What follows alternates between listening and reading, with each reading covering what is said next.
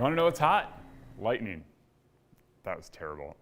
I'm sorry. I'll come up with a better transition later on. But this was in Coeur d'Alene. Remember yesterday I talked and I said, somebody will see it. Somebody will say, yep, absolutely happened. For me, I saw some clouds build, a couple of sprinkles, and that was really about it. But in Coeur d'Alene, saw a couple of bolts of lightning. And remember the rain that we talked about, the sheet that looks like it's coming down from the clouds?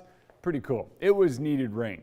Not everybody saw it, and it really was needed. When it comes to what we've been seeing, well, our abnormally dry conditions now encompass 80% of the state, and 34% of the state of Washington is now in a drought, and that includes Spokane. So we desperately need the moisture, and it returns to the forecast as we head into the day tomorrow, and then sticks around for the next couple of days. So it is needed rain that we likely wind up seeing tomorrow because of those drought conditions that did worsen. So today is kind of our break in the action. That's the biggie. We've got a couple of clouds hanging out, and those clouds are going to quickly move out, and then we'll wind up seeing a little bit of sun, and then clouds are going to build back in. That's just kind of the way today is going to be. It's going to be that cloud sandwich that we talked about, or maybe a sun sandwich with cloud bread. I still haven't figured out how that one works. If you know, text us 509-448-2000. Temperatures near 40 degrees as we kick things off this morning, so it's a little bit cooler than where we were yesterday.